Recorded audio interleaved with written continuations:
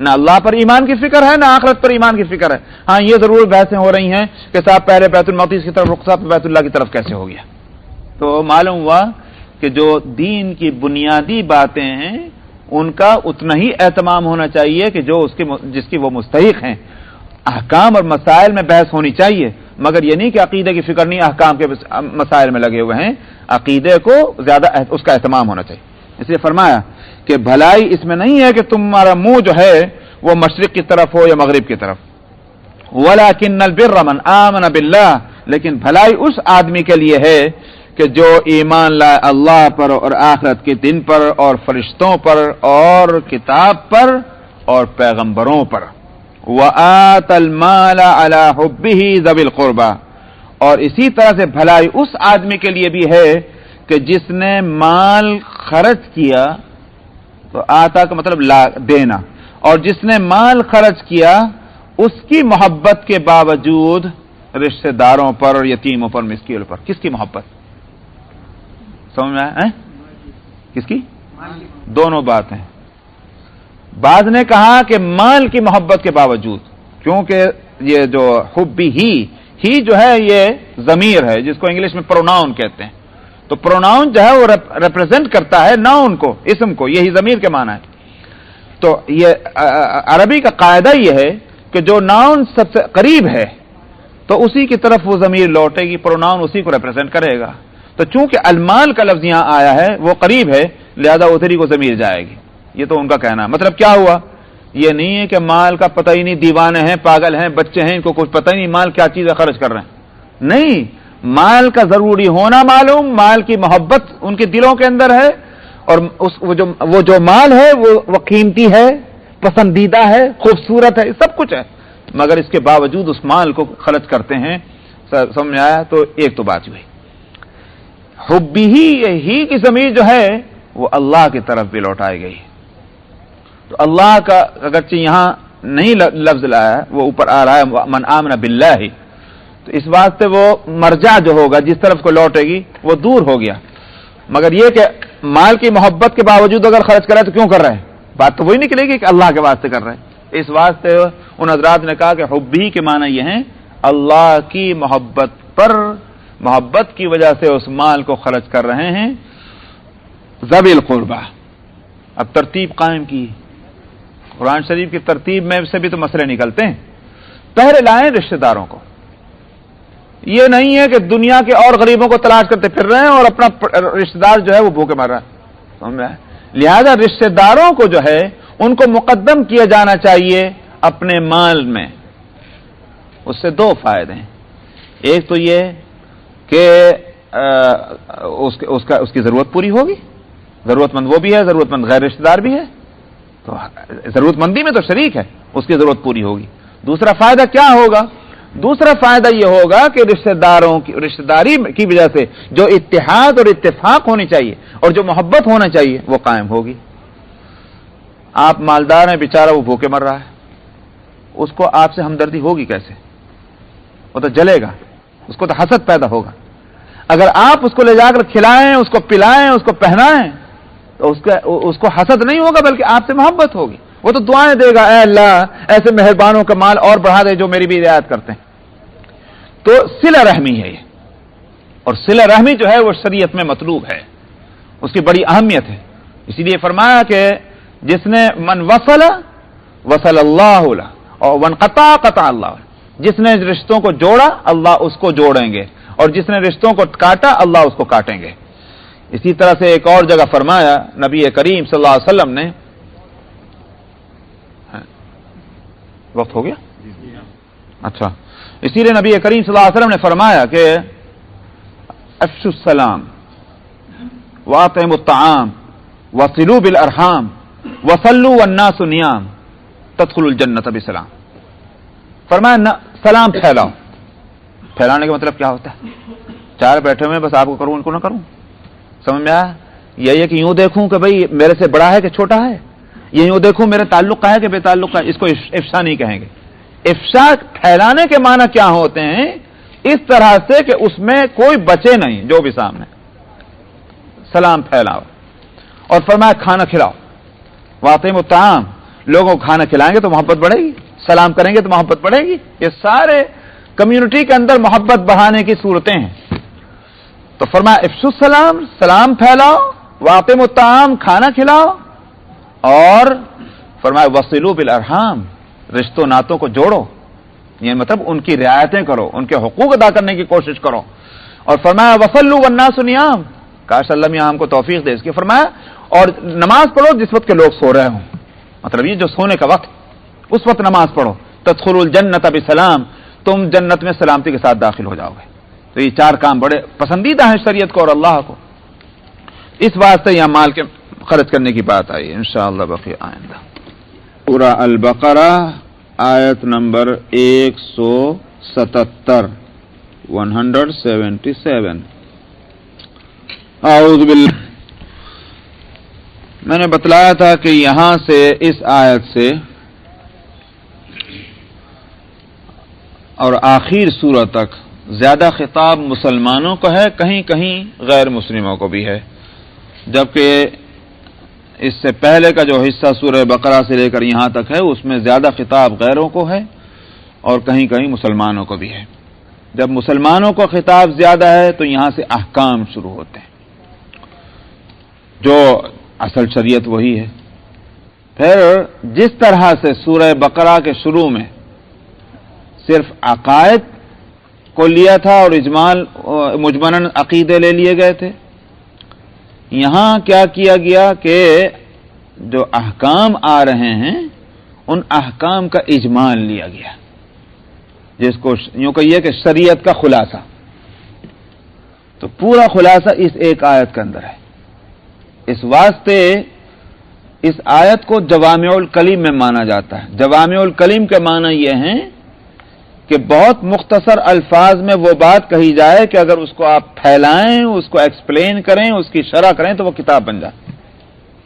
نبی کریم صلی اللہ علیہ وسلم کے ارشادات جو ہیں وہ اسی طرح کے ہیں بہت سے، کہ آپ نے 2-2 3-3 لفظ فرما دیے، اور وہ 2-3 لفظ ایسے ہیں کہ اگر اس کو کھولیں، اس کے مطلب بتلائیں اور اس کا جو ہے اس کی تفصیلات میں جائیں تو کتابیں بن جاتی ہیں.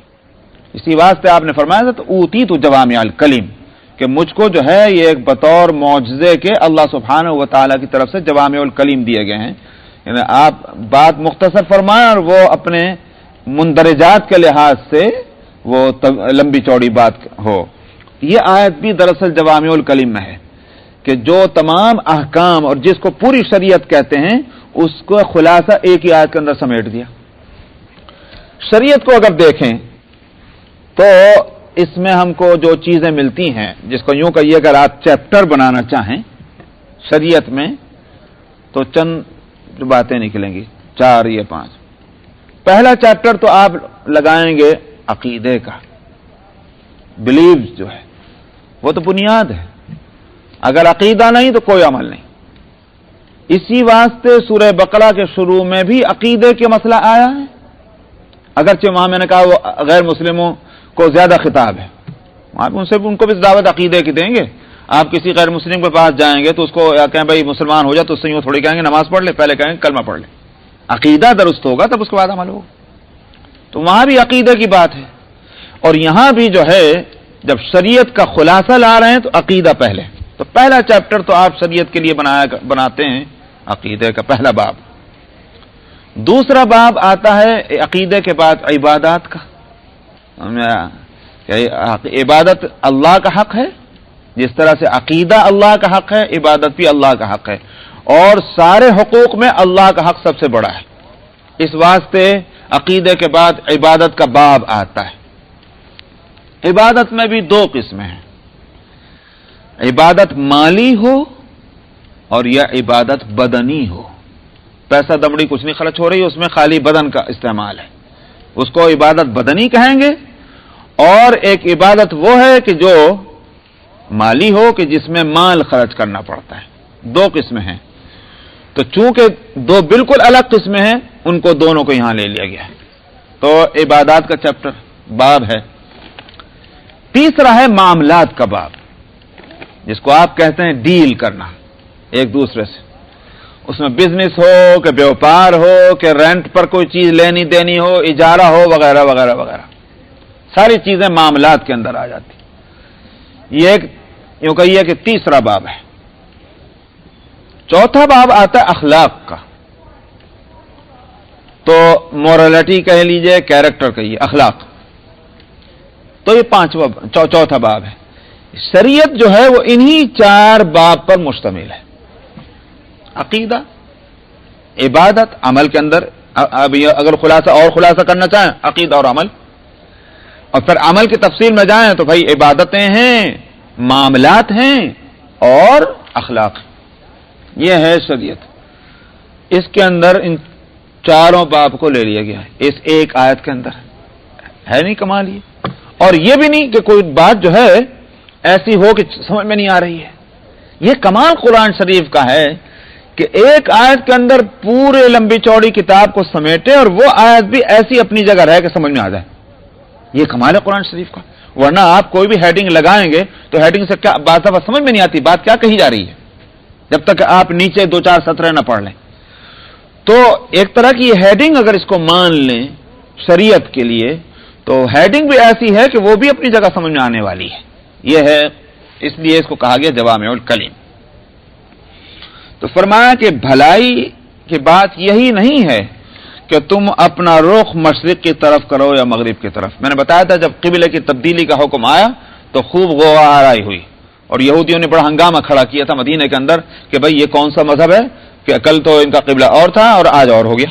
سمجھ میں آیا؟ تو اس پر مسئلہ اللہ تعالیٰ فرماتے ہیں تم بڑے بیوقوف ہو. قبلے کا مسئلہ تابع ہے نماز کے. نماز کی تو تمہیں فکر نہیں ہے. سمجھ میں آیا؟ اور بحث کھڑی کر رہے ہو کہ قبلہ تمہارا یہ ہونا چاہیے، یہ ہونا چاہیے. اگر نماز نہیں تو پھر قبلہ کا مسئلہ کوئی ہے ہی نہیں. اب آپ نماز نہیں پڑھ رہے تو آپ کا رخ چاہے قبلے کی طرف ہو رہا ہو، چاہے رخ آپ کا ایسٹ میں ہو، چاہے ویسٹ میں ہو، کیا فرق پڑتا ہے؟ آپ سے جب مطالبہ ہوگا کہ قبلہ کی طرف رخ کرو یا ادھر رخ کرو یا ادھر کرو، کب؟ جب آپ نماز پڑھ رہے ہیں. تو نماز کی تو فکر نہیں، فکر ہے تو قبلہ کدھر کو، قبلہ کدھر کو. تو اس لیے کہا گیا کہ کوئی بھلائی کی بات ہے یہ بحثیں کھڑی کرنا. اصل بھلائی جو ہے وہ اعمال میں ہے، اور وہ اعمال کے جو اتباع خداوندی اور اتباع رسول صلی اللہ علیہ وسلم اس کے ساتھ ہو، ان کی فکر ہونی چاہیے. اللہ نے جب یہ حکم دیا ادھر رخ کر لو تو ایک مومن کا کام کیا ہے، اللہ کے ماننے والے کا، کہ بہت اچھا حاضر ہیں. اللہ تعالیٰ فرمائے ادھر کو رخ کر لو تو اس میں بحثیں کھڑی کرنے کا کیا مطلب؟ اگر اطاعت کا جذبہ ہے تو پھر بحث نہیں ہوگی، اطاعت کا جذبہ نہ ہو تو بحثیں ہوتی ہیں. یہ بھی ایک اصول سامنے آیا.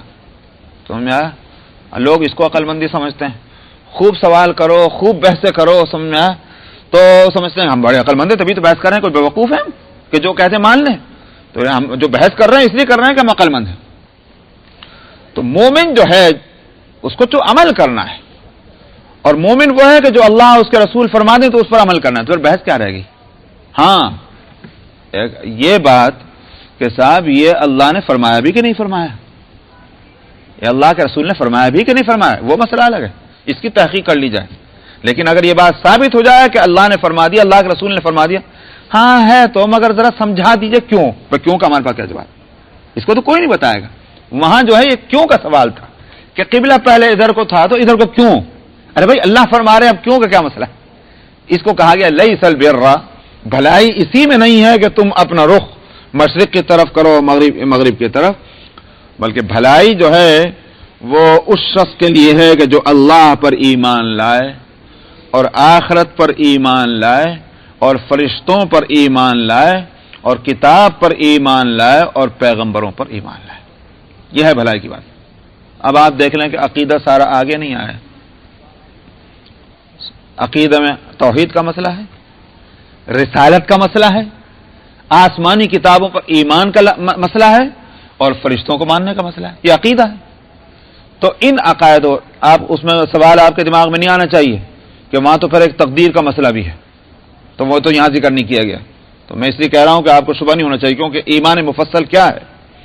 آمنت باللہ وملائکتہ وکتبہ ورسلہ والیوم الآخر والقدر خیرہ وشرہ من اللہ تعالی والبعث بعد الموت. یہی ہے نا، یہ ہے ایمان مفصل. تو اس میں ساری چیزیں آ گئیں لیکن تقدیر نہیں آئی. تو آپ یہ شبہ نہ کریں کہ عقیدہ پورا کہاں آیا. اصل میں تقدیر کا مسئلہ جو ہے وہ اللہ کی صفات میں سے متعلق ہے. جب اللہ کو اس کی ذات اور صفات کے لیے مان لیا تو تقدیر کا مسئلہ خود بخود اس کے ساتھ اٹیچ ہو جاتا ہے. تقدیر ہے کیا؟ تقدیر ہے اللہ کے علم اور اس کے فیصلے کا نام. اس کا نام تقدیر ہے. مطلب کیا ہے بھائی؟ ہم یہ کہیں کہ مثلا ہمارے مقدر میں جو ہوگا وہ ہو جائے گا، یہ کہتے ہیں نا. کیا مطلب ہے اس کا؟ مطلب یہ ہے کہ اللہ کے علم میں کیا بات ہے اور اللہ کیا کرنے والے ہیں وہی ہوگا. تو اللہ کے علم اور اس کے فیصلے کا نام تقدیر ہے. جب ہم نے کہا کہ اللہ کی ذات اور اس کی یہ صفات، تقدیر تو خود بخود اس میں آ گئی. اس واسطے وہ کوئی مستقل باب نہیں، لیکن تفصیل سے سمجھانے کے واسطے تقدیر کو الگ بیان کر دیتے ہیں. اس آیت میں تقدیر کو اگر نہیں لیا تو یہ نہ سمجھا جائے کہ پورے عقائد نہیں آئے. حقیقت یہ ہے کہ پورے عقیدے آ گئے. توحید کا مسئلہ آ گیا، رسالت کا مسئلہ آ گیا، اور اسی طرح سے ایمان بالکتاب کا مسئلہ آ گیا، اور ایمان بالآخرت کا مسئلہ بھی ہے. تو صاحب وآت المال علی حبہ، اب عقیدے کے بعد مسئلہ کیا آتا ہے؟ عبادات کا. اور عام طور پر لوگوں کو یہ کہیں کہ یہاں سے اٹھ کے وہاں چلے جاؤ، چلے جائیں گے، وہاں سے اٹھ کے یہاں جاؤ، آ جائیں گے. ان سے کہیے $1 دے دیجئے تو 1000 مرتبہ سوچیں گے. تو چونکہ پیسے کا خرچ کرنے کا مسئلہ جو ہے یہ بڑا اہم ہے، اس واسطے اس کو پہلے لائیں. فرمایا وآت المال، اور مال دیتے ہیں اس کی محبت پر. یہ میں شاید پچھلے ہفتے بھی میں نے بتا، یہ آیت ہو گئی تھی کیا پچھلے ہفتے؟ نہیں، مکمل نہیں ہوئی. اچھا مکمل نہیں ہوئی تھی. میں نے بتلایا تھا کہ علی حبہ جو ہے یہ ہی کا جو ضمیر ہے، جو پروناؤن کہتے ہیں انگلش میں، اس کی صورت کدھر جا رہی ہے؟ بعد نے کہا اللہ کی طرف، یعنی اللہ کی محبت میں یہ مال خرچ کریں. اس کے معنی کیا ہو گئے؟ اخلاص کے ساتھ، دکھلاوے کے لیے نہیں ہونا چاہیے.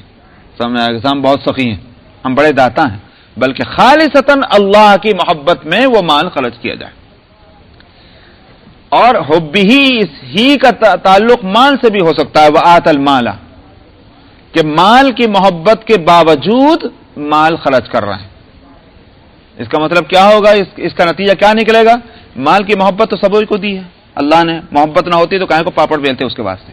زُيِّنَ لِلنَّاسِ حُبُّ الشَّهَوَاتِ مِنَ النِّسَاءِ وَالْبَنِينَ وَالْقَنَاطِيرِ الْمُقَنطَرَةِ مِنَ الذَّهَبِ وَالْفِضَّةِ وَالْخَيْلِ الْمُسَوَّمَةِ وَالْأَنْعَامِ وَالْحَرْثِ. خوشنما بنا دیا گیا ہے ان چیزوں کی محبت کو، اولاد کی محبت، اور عورتوں کی مطلب بیوی کی محبت، اور والقناطیر المقنطرۃ من الذهب والفضہ، سونے اور چاندی کے ڈھیروں کی محبت. زیادہ مال ہو تو اچھا ہی لگتا ہے. اور اسی طرح سے والخیل المسومہ، بڑے اصیل گھوڑے، اور والانعام والحرث، اور اسی طرح سے جانور، بیل، بھینس، یہی مالداری کی علامتیں ہیں. اور والحرث، اور کھیتیاں اور باغات، ان کی محبت. تو یہ محبت اللہ کی طرف سے رکھی گئی. کیوں رکھی گئی ہے؟ محنت کریں گے تو محنت کریں گے تو پھر یہ نظام دنیا کا اور زندگی کا چلے گا. تو اللہ نے محبت رکھی ہے، مگر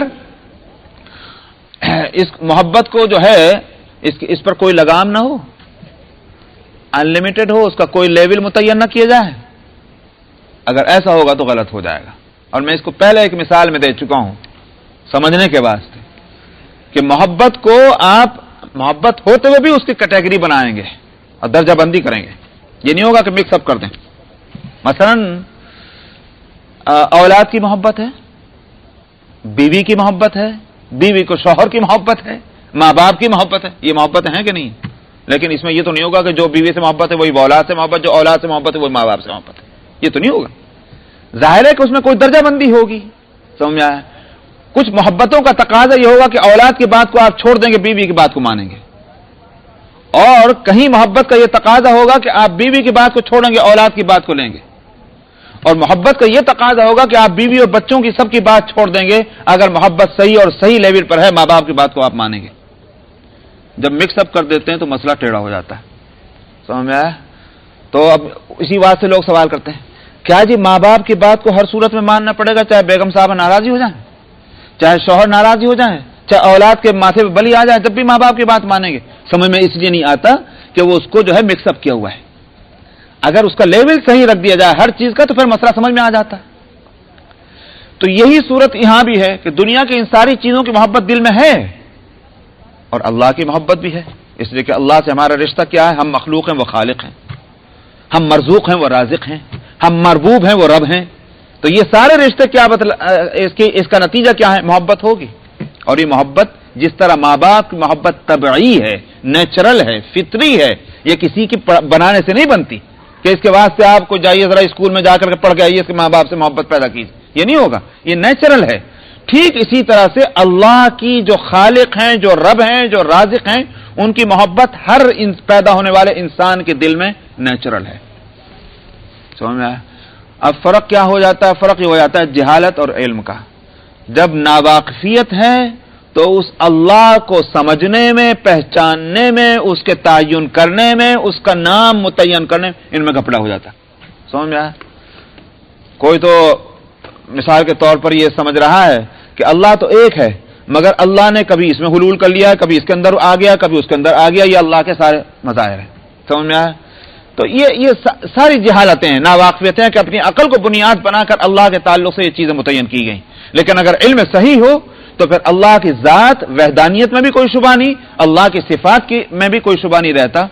تو اصل میں ہندو ہو کہ سکھ ہو کہ عیسائی ہو کہ یہودی ہو مسلمان ہو، اللہ کی طرف تو سب کو ہے.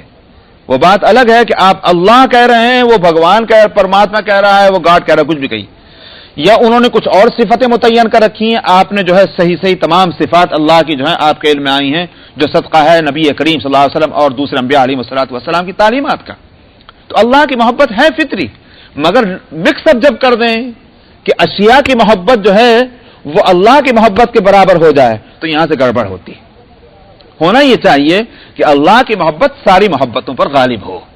اسی واسطے کہا گیا تھا جو قرآن شریف میں دوسرے کا کہ قل ان کان آباؤکم، آپ کہہ دیجئے کہ اگر تمہارے باپ دادا، اور اس میں ماں بھی شریک ہے، قل ان کان آباؤکم و ابناؤکم، اور تمہاری اولاد، وہ اخوانکم اور بھائی وغیرہ، وہ ازواجکم اور تمہاری بیویاں اور شوہر، وہ عشیرتکم اور تمہارا خاندان، کنبہ برادری، وہ اموال اقترفتموها اور وہ مال جس کو تم جمع کرتے ہو محنتیں کر کے، وہ تجارت تخشون کسادها اور وہ بزنس بیوپار کے ہر وقت ڈر لگ رہتا ہے کہیں نقصان نہ ہو جائے، کہیں گھاٹا نہ ہو جائے، کہیں خسارہ نہ ہو جائے، وہ مساکن ترضونها اور وہ تمہاری بلڈنگیں، عمارتیں اور گھر کہ جس کو تم بہت پسند کرتے ہو.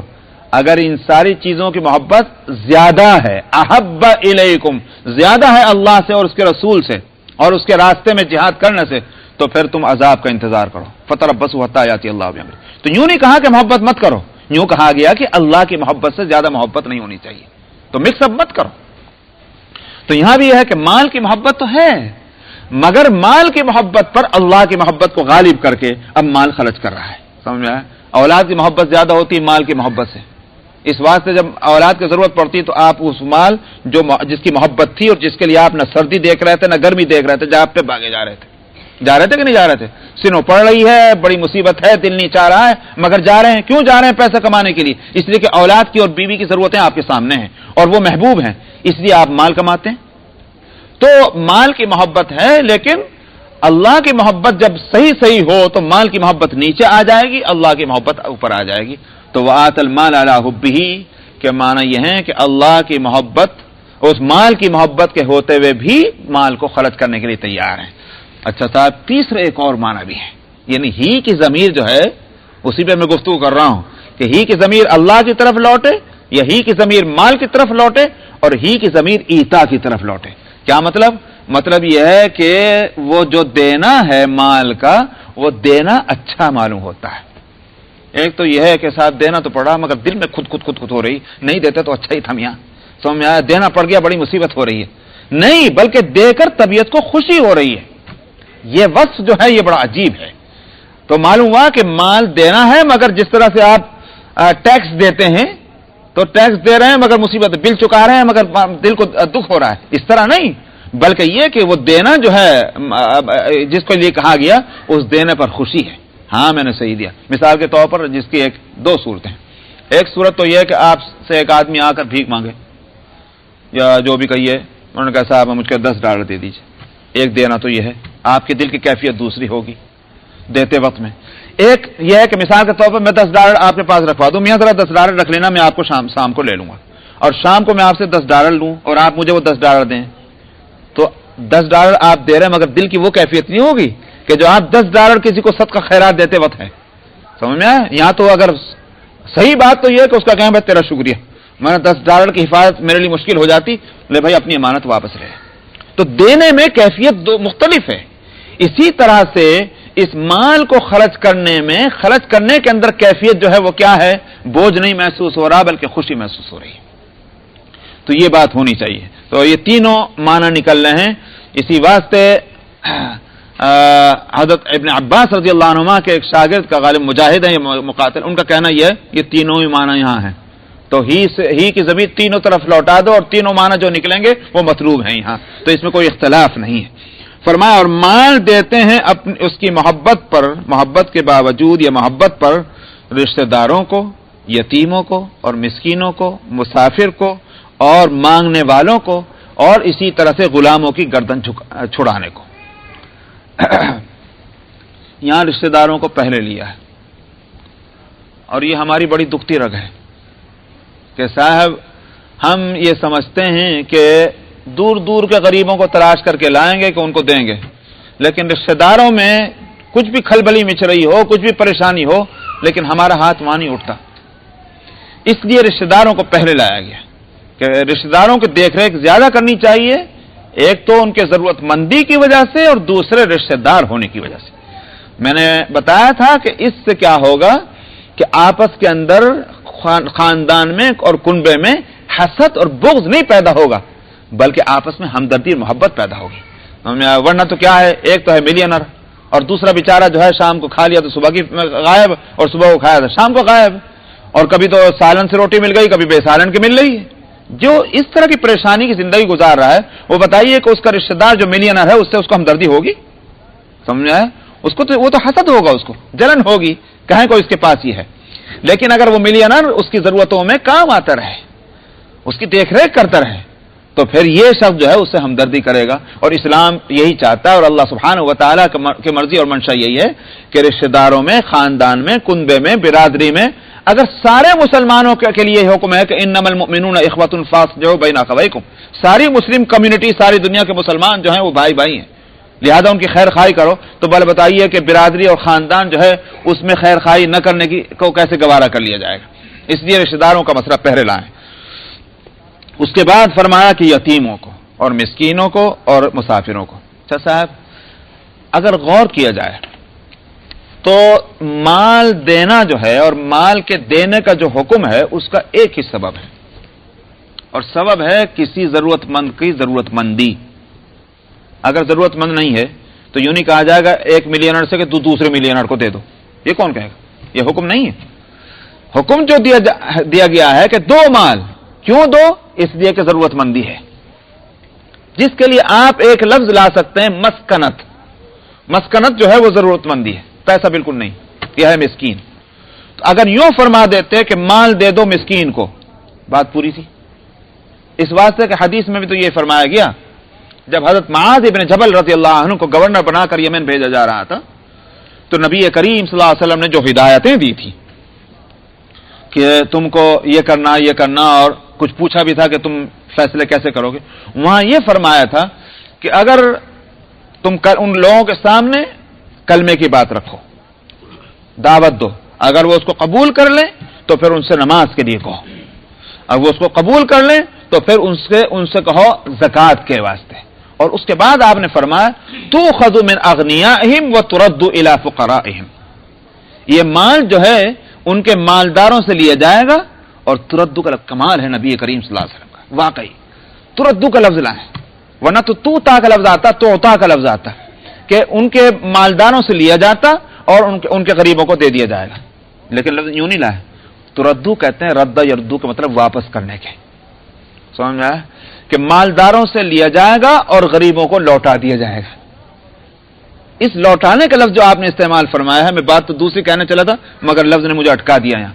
تردو کے معنی میں ایک کانسیپٹ جو ہے یا ایک جذبہ جو ہونا چاہیے دینے والے کا، اس طرف متوجہ کیا گیا کہ دینے والے کا خیال یہ ہونا چاہیے میں کوئی احسان تھوڑی کر رہا ہوں جس کو دے رہا ہوں، یہ تو اسی کا حق تھا، اس کا حق ہے، میں اسی کو دے رہا۔ اس کا حق کہاں سے ہو گیا؟ اس لیے کہ جتنا میں نے خرچ کر لیا، اللہ میاں نے تو خرچ کرنے کے لیے دیا نا بھائی، پیسہ کہاں کے لیے ہوتا ہے؟ جمع کرنے کے لیے، خرچ کرنے کے لیے، پیسہ خرچ کرنے کے لیے۔ جب میں نے اپنی ضرورتوں پر خرچ کر لیا اور یہ ہے زیادہ، تو اس کا مطلب یہ ہے کہ میرا نہیں ہے، یہ دوسرے کا حق ہے جس کو ضرورت ہے. اسی واسطے حضرت امام شافعی رحمۃ اللہ علیہ کے حالات میں ہے کہ جب انہوں نے سفر کیے ہیں علم کو حاصل کرنے کے لیے، مکے سے مدینہ آئے، مدینہ سے بغداد گئے، اور ملکوں میں بھی ہوتے ہوتے مصر بھی گئے، پھر آخر کار مصر میں قیام ہو گیا، وہیں وہ دفن بھی ہوئے ہیں. اور مسجد شافعی جو ہے جامع شافعی، اس میں ان کی قبر ہے. الحمدللہ مجھے بھی وہاں حاضر ہونے کی اور فاتح پڑھنے کی توفیق اور سعادت ملی. تو مطلب یہ کہ امام شافعی رحمۃ اللہ علیہ نے سفر کر رہے تھے ایک جگہ، تو جو اس زمانے کا طریقہ تھا، اور اب بھی میں نے بعض لوگوں کو اس طرح دیکھا ہے کہ صاحب طلب کی بات ہے کہ صاحب کسی شہر راستے میں کوئی شہر آ رہا، وہاں اتر گئے، کیا کہیں بریک جرنی کی، اور وہاں معلوم ہے کہ بھائی یہاں علماء ہیں، وہاں علماء کے پاس جانا، بیٹھنا، تھوڑا وقت ان کے پاس گزارنا، اور اس کے بعد آگے بڑھ جانا. اب بھی یہ بعض اللہ کے بندوں کو اس کی توفیق ہے. تو اس وقت یہ ہوتا تھا کہ چونکہ اب تو اونٹ پر سفر ہے، جو بھی ہے، تو اب سفر کر رہے ہیں تو بستیوں کے بیچ میں سے گزر رہے ہیں، تو ٹھہرنا تو ہے، تو ٹھہر جاتے تھے. اب جہاں معلوم ہوا کہ کسی مسجد کے اندر کہیں یا کسی میں کوئی مدرسہ ہے، وہاں کسی محدث کا درس ہو رہا ہے، تو یہ حضرات پہنچ جایا کرتے تھے. امام شافعی رحمۃ اللہ علیہ بہرحال امام ویسے تھوڑی بن گئے گھاس کاٹتے کاٹتے، بھائی امام ہیں تو امام ہی ہیں. امام شافعی رحمۃ اللہ علیہ اپنے فن میں بہت اونچا درجہ ہے، حدیث کے اندر اور فقہ کے اندر. تو ایک درس کہیں تھا، وہاں جا کے شریک ہوئے. محدث درس دے رہے تھے، انہوں نے کچھ سوالات کیے. سوالات بڑے وزنی تھے، اور سوال جو ہے وہ اسی واسطے تو اس کو نصف علم کہا گیا کہ سوال و نصف العلم، کہ سوال جو ہے وہ آدھا علم ہے. کیونکہ یہ جو سوال کر رہا ہے، جواب دینے والا جو ہے، اس کے سوال پر جب جواب دے گا تو پورا علم ہو جائے گا. تو جیسا سوال ہوگا ویسے جواب آئے گا. جواب اگر انگڑ ہے، سوال انگڑ ہے تو جواب بھی تو انگڑ ہی ہوگا میاں. تو سوال پر ڈیپینڈ کرتا ہے جواب دینے والے کا جواب. تو امام شافعی رحمۃ اللہ علیہ نے جب وہاں سوال کیا تو استاد نے بھی سمجھا کہ بہت قابل آدمی ہے، اور سب لوگوں نے محسوس کیا. اس زمانے میں یہ بھی تھا ایک طریقہ کہ جہاں اس طرح کے درس ہوتے تھے تو وہاں شہر کے جو لوگ بزنس بیوپار کرنے والے ہوتے تھے وہ بھی آ کر استفادہ کرتے تھے، اگرچہ وہ پرماننٹ اسٹوڈنٹ نہیں ہوتے تھے، لیکن آ کے بیٹھ گئے، کچھ نہ کچھ اللہ کے اور اس کے رسول کی دین کی باتیں سنیں گے، علم میں اضافہ ہوگا. تو ایک صاحب بھی وہاں اور لوگوں میں بیٹھے ہوئے تھے. جب انہوں نے دیکھا کہ یہ کوئی آدمی نہ ہے اور اس نے سوالات بڑے زبردست کیے ہیں کہ استاد بھی جو ہیں بہت خوش ہو گئے ان سوالات سے، تو جب درس ختم ہوا تو ان سے ملے. پوچھا آپ کون ہیں؟ بھائی میرا نام یہ ہے. کہاں کے رہنے والے ہیں؟ بتایا کہ میں اصل باشندہ مکے کا ہوں اور مدینے میں تھا میں، اور مدینے سے اب میں جا رہا ہوں فلاں شہر میں علم، وہاں محدث ہیں ان سے ملنے کے لیے. انہوں نے کہا کہ کیا یہ اچھا ہو کہ آپ میری مہمانی قبول کر لیں، میرے یہاں تشریف لے چلیں، میرے پاس ٹھہریں، کھانا کھائیں، پھر آپ آگے جائیں. اچھی بات ہے. تو ان کے یہاں پہنچ گئے. اب 3 روز انہوں نے اپنے یہاں ٹھہرا، کھلایا پلایا سب ہوا. تیسرے دن انہوں نے کہا بھائی خدا حافظ اب ہم چلے، بس 3 دن سے زیادہ نہیں، جس کو ہمارے یہاں بھی کہا کرتے ہیں 3 دن کے مہمانی اس کے بعد شیطانی، وہ مشہور ہے اس طرح کا لفظ. تو اس کے بعد انہوں نے کہا کہ بھائی خدا حافظ. تو انہوں نے کہا کہ حضرت ارادہ ہی ہے چلنے کا فیصلہ ہے؟ انہوں نے کہا اب جانا ہے اس لیے کہ ہم کو آگے. تو انہوں نے کہا کہ اچھا 1 منٹ کے لیے آپ ذرا میرے ساتھ تشریف لائیں.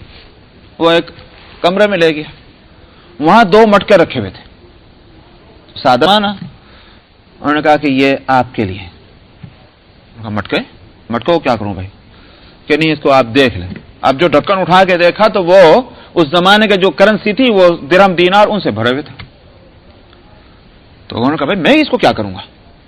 یہ جو تم نے 2 مٹکے میرے حوالے کر رہے ہیں میں کیا کروں؟ میں تو ایک طالب علم آدمی ہوں، آج یہاں کل وہاں، تو میں تو سفر میں ہوں، میں کیا کروں گا لے کر اس کو؟ انہوں نے کہا کہ یہ تو آپ جانے کیا کریں گے، لیکن اصل بات یہ ہے کہ میرے ضرورت کے نہیں ہے یہ، اس لیے کہ ہماری ضرورت جتنی ہے وہ پوری ہو رہی ہے. میرا ایک بزنس ہے جس سے میرا کام چلتا رہتا ہے، یہ جمع ہے. اور میں سوچ رہا تھا کہ کوئی بہترین مصرف ہونا چاہیے کہ جہاں اس پر خرچ ہو. آپ سے بہترین مصرف کون ہوگا؟ جو اللہ کے دین سیکھنے کے واسطے نکلا ہوا ہے. لہذا آپ اس کو لے جائیں. انہوں نے کہا بھائی میں کہاں بوجھ اٹھاؤں گا، مجھ سے تو اپنا بوجھ نہیں اٹھتا. دینے والوں کی اگر نیت اس زمانے میں ہوتی تھی، لینے والوں کی بھی نیت یہ ہو. دینے والے اگر ایک ہاتھ سے پیچھے کو چھپا کے رکھیں، لینے والا تو آپ کا ہاتھ پکڑے گا، وہ کھینچ کے آپ سے لینا چاہے گا. اصل میں بدنیتی دونوں طرف ہے، دینے والوں میں بھی ہے، لینے والوں میں بھی ہے. اس زمانے میں نیک نیتی دونوں میں تھی، اس واسطے وہ استغنا کرتے تھے اور وہ دینا چاہتے تھے. تو ان کا الفاظ جس کو میں نے نقل کیا ہے، جس کی وجہ سے نقل کیا اس واقعے کو، کہ بھائی جو میری ضرورت سے زائد ہے وہ میرا ہے ہی نہیں، جب میرا ہے ہی نہیں تو میں کیسے رکھوں گا؟ اب آپ لے جائیں، آپ جانیں جس طرح چاہے. اتنا مجبور کیا کہ وہ حضرت نے اٹھوائے اور اٹھانے کے بعد شہر سے نکلنے سے پہلے ہی خرچ کروا دے دیا سب کو، لے لو، میں کہاں سفر میں اٹھا پھروں گا. امام شافعی جیسے اس شہر میں داخل ہوئے تھے ویسے نکل کے باہر چلے گئے. تو یہ مزاج جو اس زمانے میں بنا تھا وہ نبی کریم صلی اللہ علیہ وسلم کی تعلیمات ہیں، ورنہ مال کی محبت تو ہمیشہ سے. سمجھ میں آیا؟ سود کا بیوپار کیا پہلے نہیں ہو رہا تھا مکے کے اندر اور مدینے کے اندر؟ سودی قوم جو ہے وہ پیسے کہاں سے خرچ کرے گی؟ اور وہ بھی اس طرح کے خرچ کرنے کے بعد کہیں گے بھائی تیرا شکریہ تو نے قبول کر لیا. سود خار کبھی بھی ایسا نہیں ہو سکتا. لیکن نبی کریم صلی اللہ علیہ وسلم کی تربیت کا یہ اثر ہے کہ اس سود کے اندر مبتلا اس پوری کمیونٹی کا مزاج بدل دیا. وہ ترد الی فقراءہم، اور فقیروں کی طرف اس کو لوٹایا جائے. تو لوٹانے کا لفظ بڑا عجیب آپ نے فرمایا. تو میں یہ عرض کر رہا تھا کہ اس حدیث نے کیا چیز بتلائی کہ مسکنت، حاجت مندی، یہی ہے سبب مال کے خرچ کرنے کا. تو حقیقتاً تو یہاں ایک ہی لفظ لے آتے کافی تھا، وَآتَ الْمَالَ عَلَى حُبِّهِ الْمَسَاكِينَ، بس کافی تھا. لیکن اس واسطے یہاں ان الفاظ کو لائے، حالانکہ میں نے کہا کہ یہ اتنی مختصر آیت ہے کہ پوری شریعت کو ایک ایک لفظ میں لا رہے ہیں، لیکن اہمیت یہ بتا رہی ہے. جب الگ الگ لائے ہیں تو اس کا مطلب اہمیت ہے. اہمیت کیا ہے؟ جس میں نے کہا کہ ذوی القربہ، رشتہ داروں کو خاص طور پر اس لیے لائے کہ وہاں ضرورت مندی کے ساتھ ایک اور بھی سبب پایا جاتا ہے اس کو مال دینے کا، اور وہ ہے رشتہ. سمجھا ہے؟ تو ضرورت مندی تو اصل سبب ہے مال کے دینے کے لیے، مگر ایک اور سبب کیا ہے؟ وہ ہے صلہ رحمی. اس واسطے ذوی القربہ کو الگ بیان کیا گیا. اچھا صاحب، اس کے بعد فرمایا یتیم بھی تو ضرورت مند ہے، مگر اصل مسئلہ جو ہے وہ یہ ہے کہ یتیموں کے تعلق سے کیا سمجھا جاتا ہے کہ میاں جب اس کے سر پہ باپ نہیں، مارو ٹھوکر ہڑکا لو اس کو، میں کہیں کو اسی چکر میں پڑنا. اس واسطے یتیم کا خاص طور پر ذکر کیا گیا کہ یتیم عام مسکینوں میں کا ایک مسکین نہ سمجھا جائے، کیونکہ دوسرا آدمی مسکین جو ہے وہ ہو سکتا ہے کہ اپنے ہاتھ پاؤں ہلا کر کے وہ اپنا کچھ کما لے اور کھا لے، لیکن بیچارہ یہ یتیم بچہ جو ہے، کیونکہ یتیم تو بچہ ہی ہوگا، بوڑھا تو نہیں ہوگا میاں. سمجھ میں آیا؟ بالغ ہونے سے پہلے جو ہے اسی کو تو یتیم کہیں گے جس کے سر پہ باپ کا سایہ نہیں، لیکن جس روز سے وہ بالغ ہو جائے گا اس کو یتیم کون کہے گا؟ تو نابالغ بچہ جو ہے یہ اس کی ایک تو ضرورت مندی ہے اور دوسرا اس کا بے سہارا ہونا ہے کہ کوئی اس کے سر پر ہاتھ رکھنے والا نہیں.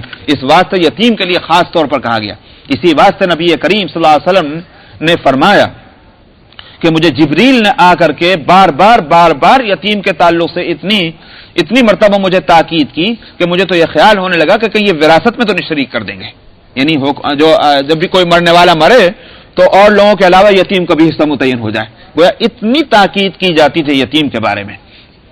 تو اس واسطے یتیم کی اہمیت کا تقاضا یہ ہوا کہ یہ سمجھا جائے کہ عام مسکینوں میں سے ایک مسکین نہ سمجھیں، بلکہ الگ کیٹیگری ہے یہ، اور اس کو خاص طور پر اس کی طرف دھیان دیا جائے اور اس کو دیا جانا چاہیے. اس کے بعد فرمایا کہ والمساکین، یہ تو عام ہے، جس کو میں کہا مسکین ضرورت مند، تو یہ تو ایک عام ہے، سبب پایا جاتا ہے. وہ اپنا سبیل، ایک مسافر کو کیوں کہا گیا؟ مسافر کا اس لیے ذکر کیا گیا کہ صاحب ہو سکتا ہے کہ ایک شخص سفر میں وہ ضرورت مند ہو گیا. اب آپ اس سے پوچھیں کیوں میاں تم واقعی غریب ہو یا تم اپنے گھر سے مالدار ہو؟ سمجھ میں آیا؟ اب وہ کہے نہیں صاحب میں تو بزنس مین ہوں مگر میں لٹ گیا، میرے پیسے ختم ہو گئے، جو بھی ہوا ہم نہیں دیتے. ہوں گے ضرورت مند مگر تم جب وہاں کے بزنس مین ہو، تاجر ہو، ہم کیسے دے دیں؟ ابھی آج کے حالات ہی تھوڑی ہیں کہ صاحب وہ بزنس مین کے پاس کریڈٹ کارڈ بھی موجود ہے. سمجھ میں آیا؟ پیسے نہیں ہے تو کوئی بات نہیں، کریڈٹ کارڈ سے چلا لو، اور جا کر کہیں بھی فون کرنے کے بعد آپ کھڑ سے جو ہے وائر سے آپ منی، وہ ہر جگہ تو آج بھی یہ صورت نہیں ہے نا. تو ایک مسافر سفر میں ہے، ہوگا گھر کا مالدار، مگر یہاں ہی ضرورت مند ہے، اگر اس کے پاس پیسے نہ ہو تو کھانا بھی نہیں کھائے گا، آگے بھی نہیں جا سکتا ہو، تو کیا ہوگا؟ آپ اس کو مال دیں گے. سمجھ میں آیا؟ اگرچہ یہ مسکنت، یہ ضرورت مندی عارضی ہے، وقتی ہے، تو آپ اس فکر میں نہ پڑیں کہ مستقل ہونا چاہیے ضرورت مند تب دیں گے. اس لیے وہ اپنے سبیل کا الگ سے ذکر کیا گیا. والسائلین، اور مانگنے والوں کا. ارے بھائی مسکین ہے تو پھر مسکین جب ہو گیا تو مانگنے والوں کا الگ سے ذکر کرنے کی کیا ضرورت ہے؟ اس کی بھی ایک ضرورت ہے. نبی کریم صلی اللہ علیہ وسلم نے فرمایا تھا جب مانگنے والا آئے، اگرچہ وہ گھوڑے پر بیٹھ کر آ رہا ہے، تم اس کو دے دو. تو تو معلوم ہوا کہ مانگنے والے کو یہ مت دیکھنا کہ اوہ ہوئے تو بہت اچھا تو پینٹ پہن رکھا ہے انہوں نے، بہت اچھا کوٹ پہن رکھا ہے، یہ مانگنے کو چلے آئے، کہیں کو دیں گے ہم ان کو، جا کے کوٹ پہن چلو جی؟ نہیں، خدا جانے کیا حالت ہے، کیا صورت ہے. ایک شخص مانگنے کو جب کھڑا ہو گیا ہے تو کوئی بہت بڑی مجبوری ہے، تم کو دینا ہے وہ دے دو، نہیں دے سکتے اس کے معافی مانگ لو، بھائی معاف کرو اگر نہیں دے سکتے. قول معروف و مغفرۃ خیر من صدقۃ یتبعها اذى. تم تکلیف مت اس کو پہنچاؤ.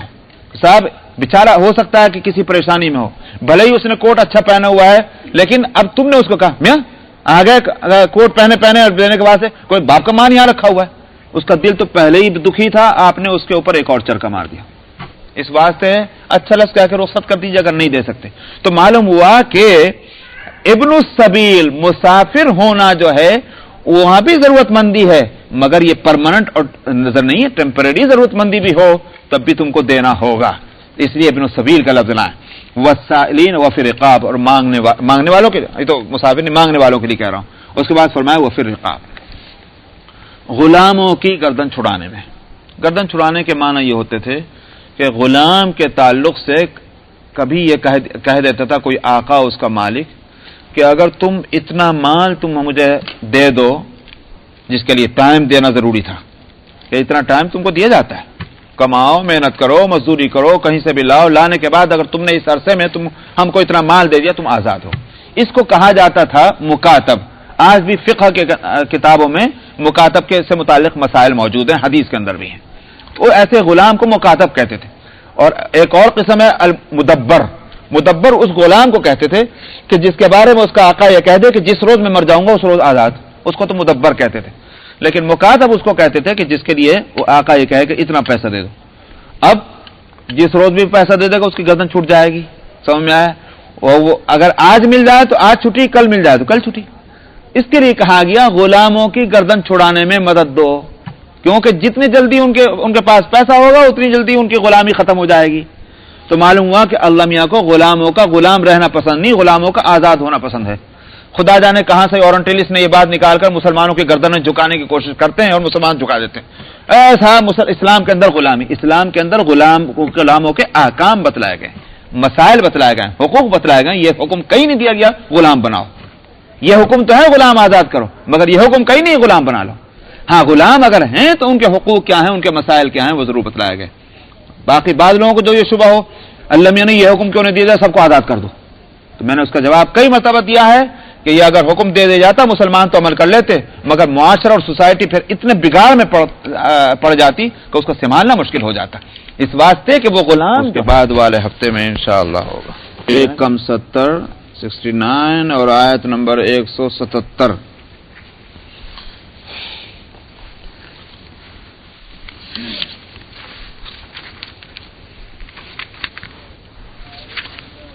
اعوذ باللہ من الشیطان الرجیم. تو یہ آیت جس کو مفسرین میں آیت بر کہتے ہیں، وہ آیت چل رہی ہے اور اس میں ہم پہنچ چکے تھے نصف تک کہ والسائلین وفی الرقاب، اور گردن کے چھڑانے میں وہ مال کو خرچ کرتے ہیں. اصل مضمون تھا وآت المال علی حبہ، کہ جو مال دیتے ہیں اس کی محبت کی بنیاد پر رشتہ داروں کو، یتیموں کو، مسکینوں کو اور مسافروں کو اور مانگنے والوں کو اور غلاموں کی گردن چھڑانے میں بھی مال خرچ کرتے ہیں.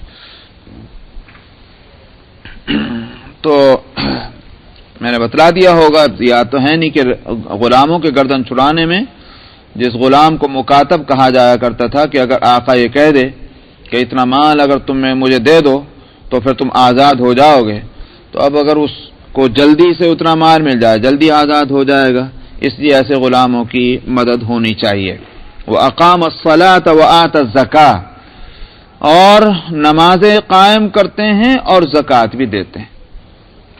اس سے ایک مسئلہ یہ سمجھ میں آیا کہ اوپر تو مال خرچ کرنے کا ذکر آ ہی چکا ہے اور بلکہ تفصیل سے آیا، پھر یہاں زکوٰۃ کا دوبارہ ذکر کرنا یہ بتلانے کے واسطے ہے کہ زکوٰۃ تو ایک متعین رقم ہے، وہ نکالنی ہے. لیکن باقی یہ نہیں کہا جائے گا کہ صاحب اب ہم نے زکات دے دی، اب چاہے بھوکا بھوکا مر جاؤ اور چاہے بیمار بیمار رہو، اب ہمارے پہ کچھ نہیں آتا، ہم نہیں دیتے.